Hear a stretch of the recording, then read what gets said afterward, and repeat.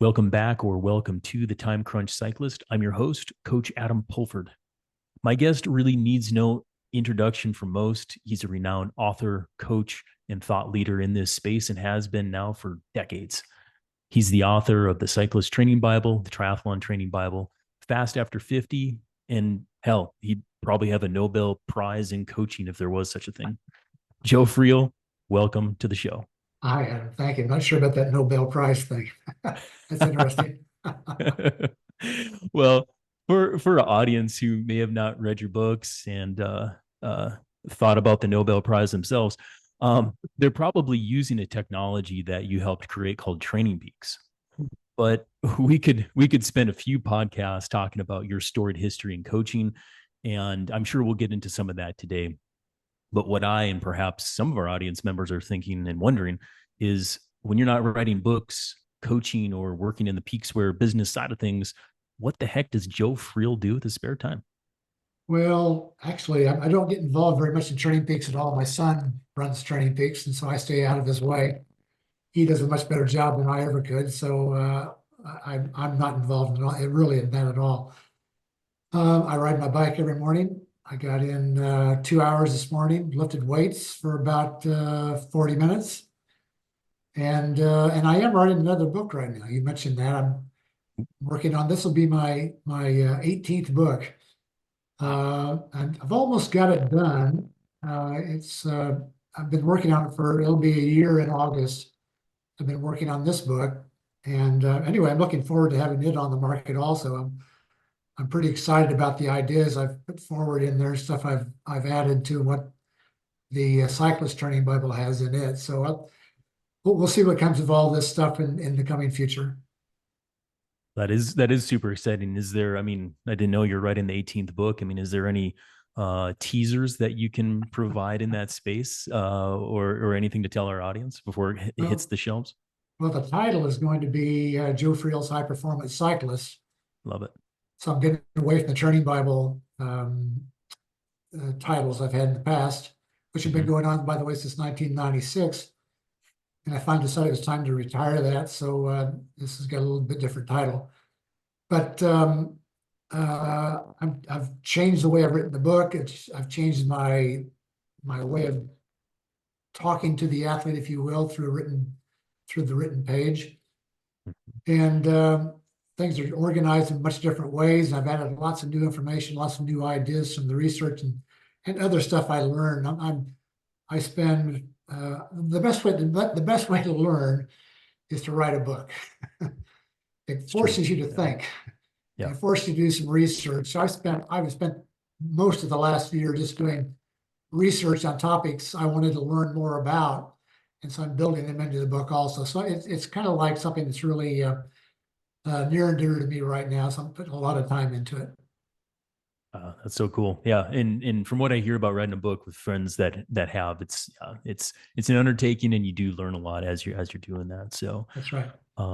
yeah. Well, thank you for taking time out of your day to join us on the podcast. And I do think that everything that we talk about will be amazing lessons for our audience and myself too. So, one little disclaimer before we get into it is the Time Crunch Cyclist podcast. We're known for shorter episodes and actionable advice. But with a legend like Joe on the show, I can guarantee the actionable advice part. But the next few episodes, we might be on the longer side of things. It's totally worth it. So, with that said, let's dive in.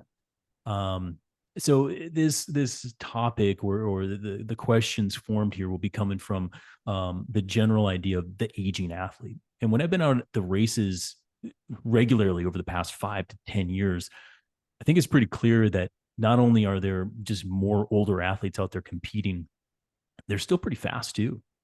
Mhm. And as I listen to my athletes who are competing at those events, teammates and friends, training partners who are masters, grandmasters, really anywhere between like 35 plus to 75 plus, the physiologies are different between the two, and they're changing as they cat up and age up, but they're changing at different rates for those different age categories. So what I'd like to do is explore those changes in physiology for athletes, specifically in the 50s, 60s, 70s, and beyond.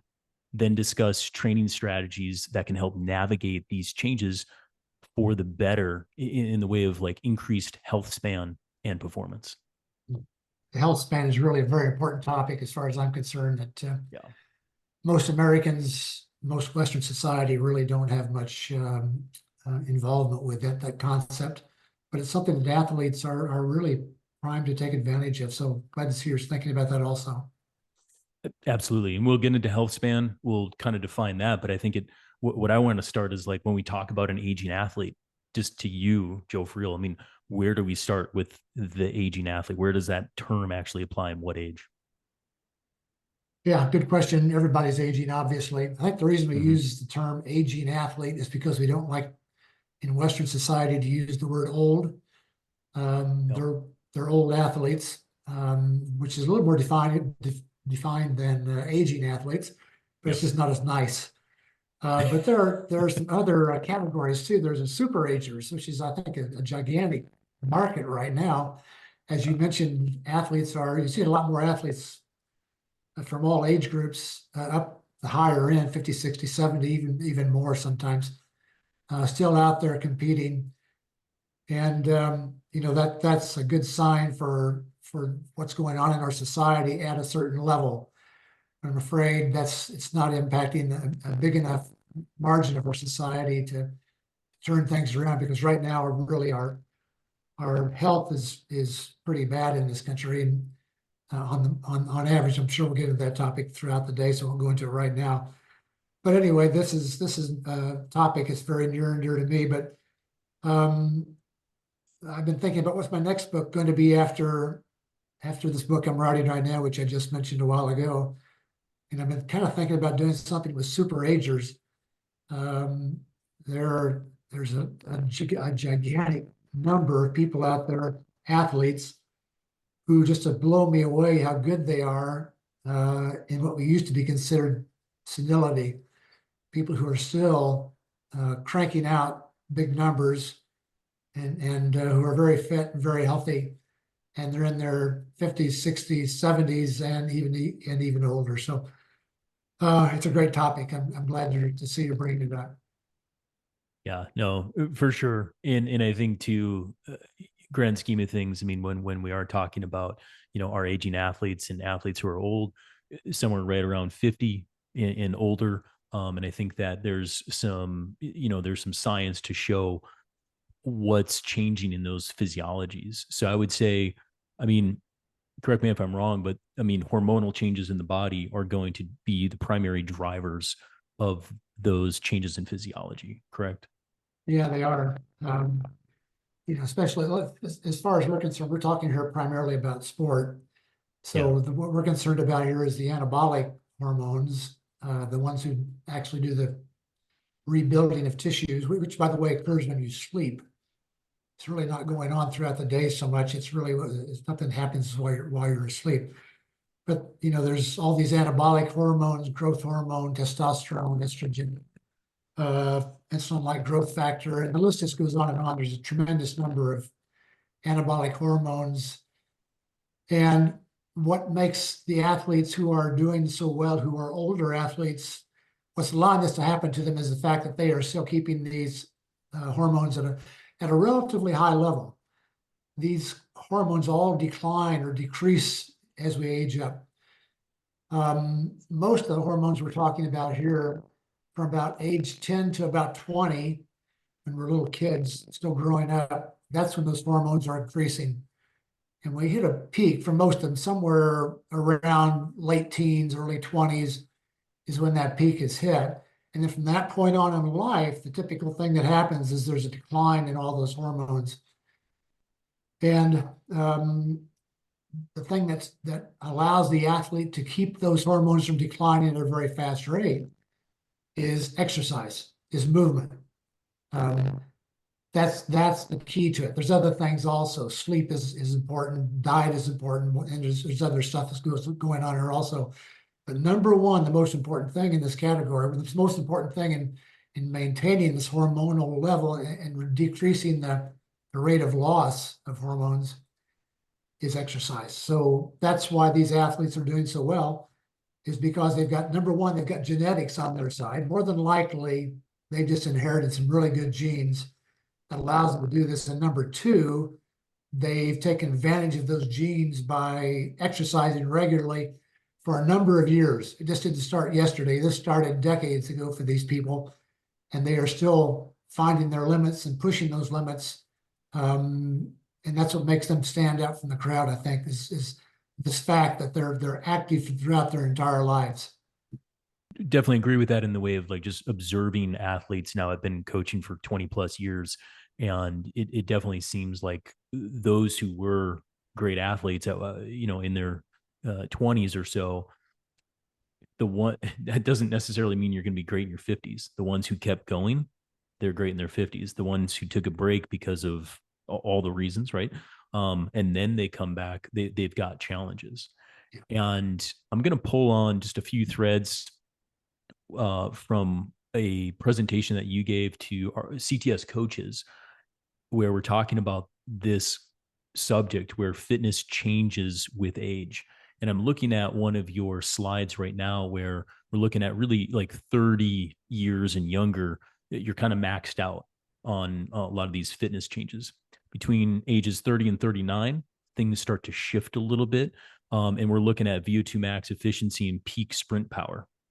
But as soon as we hit 40 and 49, I would say that's when I'm in the data. I'm starting to see the changes wobbling. And then 50 to 59, that's big changes occur, 60 plus, 70 plus. Can you describe that a little bit more of like why that kind of precipitous fall off starts to happen at those times? Yeah, let's just take one of those. Let's just take Sure. aerobic capacity, VO2 max. Mm-hmm. That's an interesting one. Typically, we hit our high for VO2 max sometime in our 20s, mid 20s or higher for some people, a little lower for other people. But that's when we get the maximum amount of oxygen our body can process to produce energy. And after that, it begins to decline. If you don't do anything, the decline is rather rapid. It's something like about 15% per decade loss of VO2 max for those who are sedentary. 15% per decade. So that's like 1.5% per year. So it's now becoming noticeable. So if you go into your 40s and you're not doing anything, you're losing about 1.5% per decade, or per year rather, of your aerobic capacity. On the other hand, the athlete who is working out regularly, steadily, and has for a number of years, maintains their drop is something like 7% per decade.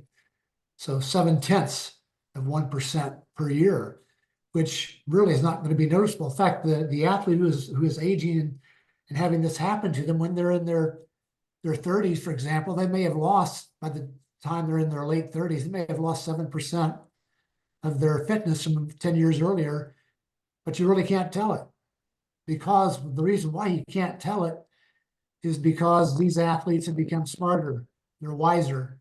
They learned how to train. They've learned how to race. They know what to do at the right times. For example, in a race, they can read the race really well, whereas in their 20s, they were trying to learn how to read a race. Now they know how to do it. So because of that, they kind of cover up the 7%, roughly 7% loss of VO2 max that's occurred in the last 10 years, simply because they've become smarter. They know how to use their body appropriately to do things that they want to do, which is become more fit and compete. They've learned how to do that. So, and that's the same thing with a lot of this stuff. If you just pay attention to what you're doing and keep on training as you had when you were younger, to some extent, there may be some things that change, which you can get into later on. But if you keep on training like that, you're going to maintain a lot of this performance, despite the fact that VO2 max, for example, is declining at about the rate of 7% per decade. So it's a matter, again, we come back to exercise as number one for maintaining your health, your fitness, your longevity, your health span, all this sort of stuff. It really comes back to number one is exercise. And that's what these people who are still competing at a high level late in their lives are doing, which is exercise for a long time, for basically for their entire lives. If there's anything, a golden thread that I've seen too in the research as well as observations, it's those who keep moving decrease less. But I think too, and the final thing on this chart that I'm looking at is that efficiency expressed in the red bar. That's the Right. one that drops the least. And I think if you know the thing that pops out to me is like that puts a huge onus on actually learning how to pace, how to race, how to get on wheels, how to drive a bike, all these other like skills that are beyond what's the right interval. So I think in stuff that I've covered on the podcast before and stuff that you should be working on with your coach. And so if that's one of these things that will diminish the least, work on it now, whatever age you're at, because that's going to really help you in the long run. Yeah, efficiency economy is it's a very interesting topic. It has a lot to do with skills. If you've developed skills, bike handling skills, descending, climbing, riding in a group, sprinting, all these things that we talk about all the time, cornering, all the stuff that goes into riding a bike. If you've managed to really refine these skills when you're young, it's going to stay with you for a long time. It's just not going to decline as fast as say VO2 max would, as you pointed out. That's a good thing. And if you keep on being active, those skills will be maintained at a fairly high level. There might be some loss of those skills over time, but the loss, as you pointed out, is going to be minimal compared with other things that change physiologically for the athlete. Yeah. Yeah, there's some other physical changes that I want to just point out. We don't have to get super deep into it unless you do. But the reason I want to point them out is because I want to normalize them. I want to normalize them relative to age, meaning we need to talk about these because it's part of our strategy, which we'll get to here later in the podcast, of how to mitigate them and how to train around them. And so again, kind of coming back to that continuing ed that you gave CTS, I'm just looking at the bullet points of it, but we're looking at decreased muscle mass and strength, decreased anaerobic and aerobic capacity, which you already made a nod to, increased body fat, compromised joint health, decreased recovery time, and I threw in decreased coordination and some flexibility. Hmm. I mean, all that's coming for us, right? Yeah, it's out there. It's kind of starting to growl at us a little bit as we Yeah. get older. And still, the key is to remain active, um, Mm-hmm. doing lots of stuff, not just riding your bike, but being active in other ways also. Yeah. Lifting weights is critical. I'm amazed right now at all the research that's coming out that talks about the benefits of lifting weights that goes well beyond just having big muscles. Has a lot to do with health, has a lot to do with lifespan. Mm-hmm. It has a lot to do with how you perform also as an athlete. So, it's all these things that you do. Many years ago, I started going for walks with my wife. This I think is a valuable thing to do besides riding my bike. It's another thing that kind of keeps my movement going. Doesn't have to always be on a bike. In fact, sometimes it's probably good to have a little bit more variety in your life besides whatever it may be that your primary sport is. But anyway, that's one thing I think that's very valuable. And interestingly enough, I'm running into a lot more people now who are talking about walking also as something they do just as a part of their daily activity. Now, probably all started with getting whatever it is, 10,000 steps a day or something like that. Mm-hmm. That's Mm-hmm. probably where it all started. I was doing it before I even read about that 10,000 steps thing. I'm not sure if that's true, by the way. But anyway, moving in any way you can is really good. Sitting on your butt all day long is the worst thing you can possibly do. If you look at The our worst. Yeah. ancestors, I always think about this in terms of how did we get to this point in time.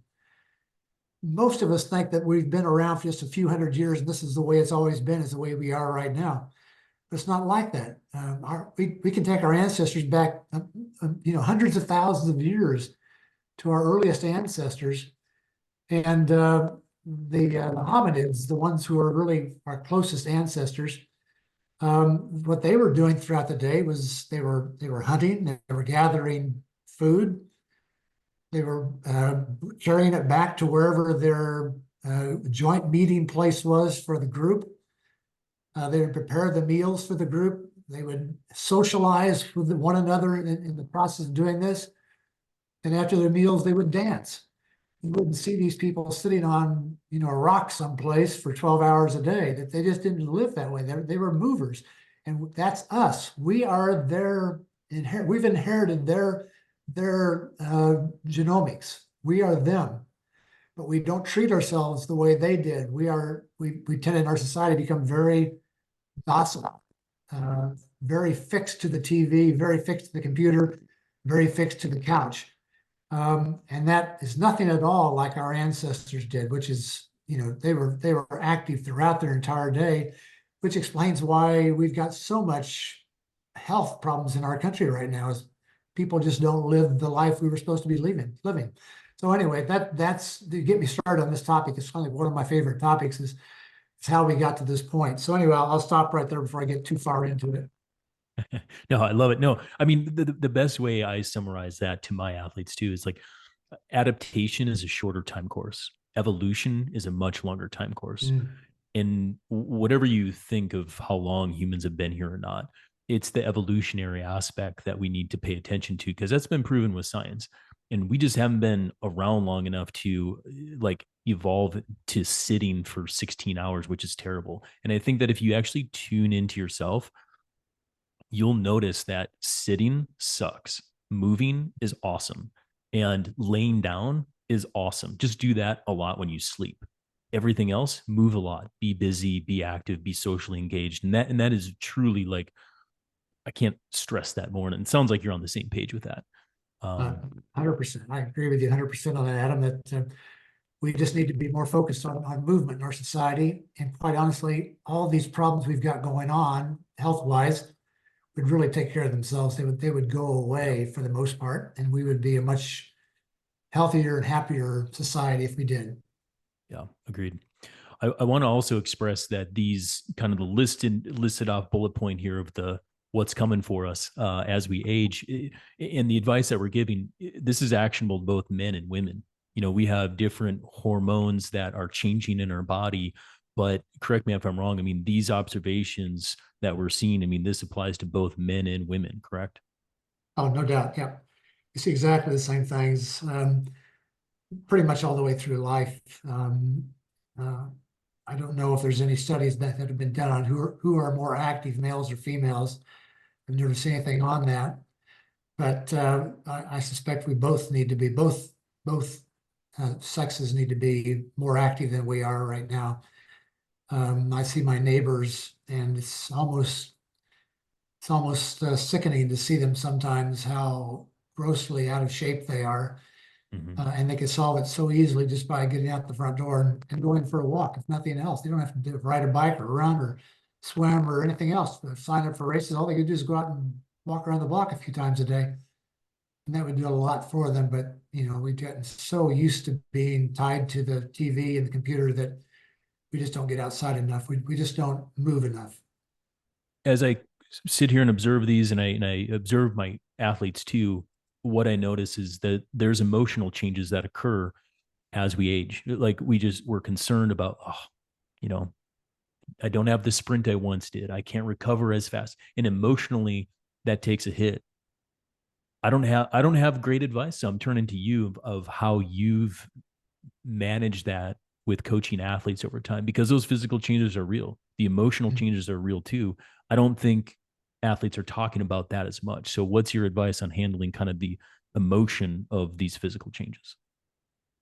Yeah, this is the starting point for all this is just deciding um, that you're going to make things different in your life.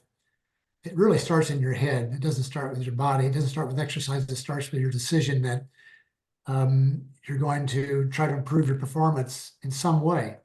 There could be lots of ways of doing that. Um, Besides riding your bike, for example, or whatever your sport may be, it could be things along the lines of lifting weights. I mentioned this once before, but I think this is one of the most important things we can do is to stress our bodies in a way that we don't normally stress it during the day, which is by lifting heavy things, and having some kind of program that we're on that we do regularly.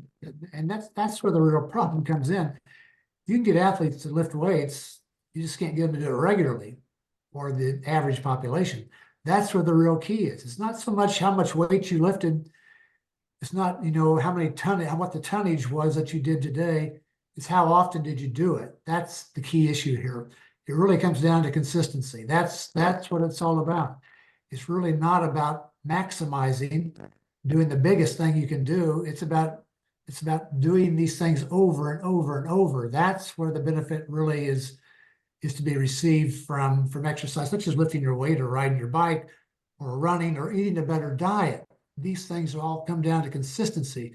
You can't break down every few days, decide not to do it because of some other reason. You've got to figure out a lifestyle that allows you to do these things. And lifestyle is one of the key issues here, I'm afraid, for almost everything we talk about. It'll come down to eventually to the lifestyle. We'll talk about that, I'm sure, later on. But that's what we have to do. We just have to make a decision that we're going to change our lifestyle so that we become more active. We eat the foods we want to eat. We exercise as we want to exercise in our sport. We lift weights. We just do lots of things that make us a much more rounded person than we might become otherwise if we get lazy and decide to watch television all day long or whatever it may be that really turns us on, like your computer or something. Yeah, I mean, I think what's going to be what I'm hoping for, and what the consistent answers are going to be here on this podcast. A lot of boring answers, of consistency, be healthy, do this, but you'll find joy in it. And I think too, like in the way of like that emotional health, I think exercise makes you feel better. So again, you come back down to what is the answer? Exercise, lift, walk, run, ride, that sort of thing. But if there's an audience member that's like in their 50s and they've focused on family and business, they let training go by the wayside. They haven't done much training in a while. Is it all over for them, or can they kickstart it now at 50? And is that trainable? Is there trainability beyond in the older years if you haven't been doing it for several years? Well, let me give you a couple of studies that have been done on this very topic. Mm-hmm. There was a study, I'm working off my memory here for all the details, but there was a study done a few years ago, which involved people in a nursing home who were in their 90s. And they had those people who were in the study, they had them lifting weights, doing certain exercises, lifting weights. At the same time, they had a control group who were college students. They did the very same exercises, lifting weights. And after 6 weeks, I think it was 6 weeks, I may be wrong on that, maybe in 12 weeks, I don't recall exactly. But after a certain amount of time, they then tested both groups to see how much they improved. Interestingly enough, both groups improved at the very same rate. Now, the 90-year-olds weren't lifting as much weight. That's obvious. They just were not as strong, but they improved just as much percentage-wise as those who were college students. So that's one example. Let me give you another example, even older. There was a cyclist by the name of Robert Marchand. He was a Frenchman, and at age 103, if I recall right, he broke the world's record for his age group, which probably weren't too many people in that age group. At the age 103, he set a new hour record on the track at age 103. He decided over the next 2 years that he could break that record. He could go faster. So at age 100, but in the next 2 years, 103 to 105, he started working with an exercise physiologist to improve his performance, improve his fitness. They improved his VO2 max by 13% over the course of the next 2 years, from age 103 to 105, improved his VO2 max by 13%. That is gigantic. He went on then to break the record again. He went roughly 17 miles per hour, 17 miles in an hour on the track at age 105. The guy was an amazing athlete, but this, so again, 13% improvement in VO2 max at age 103 to 105 is nothing to take lightly. That's gigantic. If you could get, any athlete to improve by 13%, that would be like huge. Yeah. So there is no limit on when this can happen for you. At any age, you can improve. You can become a better athlete. You can become faster. You can have better endurance. You can do almost anything you want to do if you set your mind to it and do the right things. And I'm sure we'll come back to those right things later on.